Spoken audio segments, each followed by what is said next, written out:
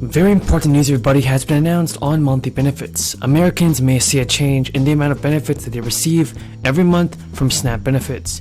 Social Security recipients also too may see a change in their monthly checks. Americans who qualify for the SNAP program have been given a financial boost during an emergency allotment that provides $95 or more in additional funds each month up to the maximum benefit amount. But when the allotment expires, recipients could see their benefits take a sharp drop. The allotment was granted to help SNAP recipients weather financial hardships caused by the crisis. And according to Forbes, many were also given a 15% increase that is scheduled to expire on September 30th. The Biden administration looks to ease some of the financial hardships that people are facing. This is done by implementing a SNAP increase to the benefits starting on October 1st, 2022. As Forbes noted, the temporary SNAP increase provided about $27 more per person each month. Between the 15% boost and the emergency allotment, the average monthly food benefit per person is currently $240. That will rise to $251 with the permanent increase. But when the emergency allotment ends, the average monthly benefit per person will drop to $169. There is no set expiration date for the emergency allotment, though Forbes said some people and experts expect it to be available in most states only through the end of the year. Now, there is no set expiration date for the emergency allotment, though Forbes said some policy experts. No matter when it ends, there are one thing that recipients can do to prepare for lower SNAP benefits. That is to look at other benefits you might be eligible for, such as special and supplemental nutrition program for women, infants, and children that is currently available to help low-income pregnant women with infants and children up to 5 years old. And the Restaurant Meals Program is a state option that enables some SNAP clients to use their benefits to purchase prepared meals at restaurants across the United States. Now, these customers may not be able to make meals for themselves, or may not be able to have a stable place to store and prepare food. And with food assistance being so important, SNAP clients must be certified for the payments in a state where the Restaurant Meals Programs is available. There's an old expression that when you find yourself in a hole, quit digging. But that just seems like what the Biden administration continues to do, continues to dig the hole deeper and deeper and deeper. And there's no subject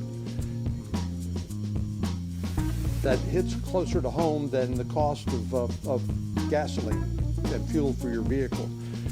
This is where inflation has perhaps demonstrated its the pain, the silent tax you heard about to most people most directly.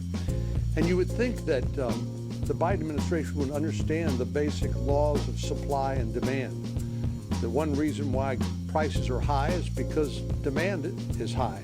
But when demand's high, if you want to lower the price, you increase the supply.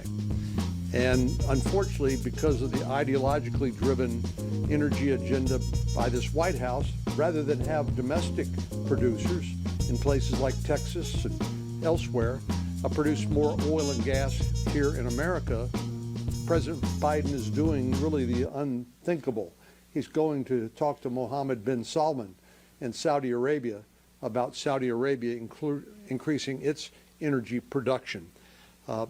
Obviously, this is upside down.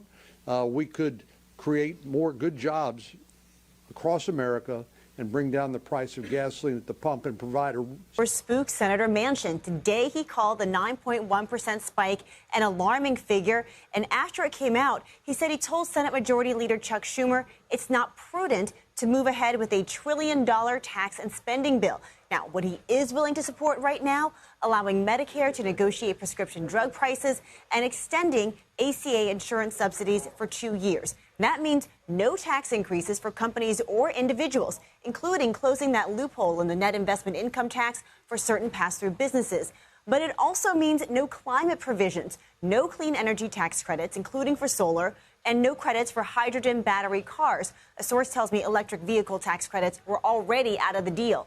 Now, Manchin's fellow Democrats lamented his change of heart on Twitter. Senator Ed Markey wrote, "Rage keeps me from tears. Resolve keeps me from despair. We will not allow a future of climate disaster." Now, what ultimately happens with this bill could end up shifting the dynamic around a separate bill to provide $52 billion to the semiconductor industry. Republicans have said they won't support money for chips as long as Democrats are pursuing that other bill. So, Kelly, maybe Manchin will make the choice for Democrats clear. Back over to you. So, Eli, you're saying it could actually increase the odds of the CHIPS Act passing? And to galvanize billions of dollars in new investments. The challenges facing our hemisphere in the months and years ahead are significant. The climate crisis, food insecurity, economic inequality, corruption, and gender-based violence. When I think about these challenges, I know, and I am certain, they will require new and innovative coalitions. California's constitutional limit, as set by the voter-approved proposition, this essentially restricts the amount of tax revenue the state can spend while giving lawmakers options on what to do with the leftover funds. This is including giving it back to taxpayers in the form of a rebate. The state has only hit the GAN limit twice since the bill passed back in 1979. In unveiling his sweeping $286 billion budget proposal, Gavin Newsom noted that his office projected a surplus of around $2.6 billion over the constitutional limit. As people throughout the country face increasing costs due to global inflation, Gavin Newsom announced an $18 billion inflation relief package to get money to the pockets of Californians. Gavin Newsom said, "We enacted the most comprehensive economic stimulus program in the nation last year, getting billions of dollars in immediate relief to millions of Californians. But many folks are still struggling, especially with high costs due to inflation. So we're leveraging this historic surplus to get money into the pockets of Californians.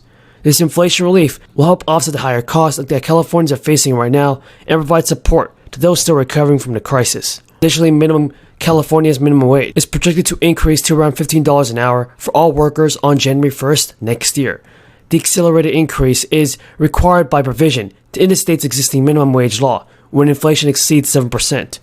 The crisis has resulted in persistent supply chain disruptions, and labor market frictions have driven inflation to its highest rate in 40 years.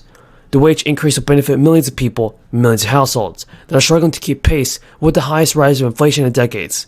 For years, the state minimum wage has increased steadily while inflation numbers remain modest. Gavin Newsom created the biggest tax rebate in American history, expanding direct payments to families, with $9 billion in stimulus payments delivered to middle-class Californians and families. What do you think about this, folks? Tell me in the comments down below. Pennsylvania Governor Tom Wolf that he urged the Republican-led General Assembly to pass legislation that would send $2,000 stimulus checks to many Pennsylvanians, making $80,000 or less. Wolf made a $1.7 billion proposal in February, which includes direct payments, but currently Pennsylvania is just sitting on a $2 billion part of the American Rescue Plan. He told CBS News that the stimulus checks would help with rising inflation. Wolf said in a statement Pennsylvanians should not have to choose between paying for utilities or groceries, childcare or gas. We have the opportunity and the means to ensure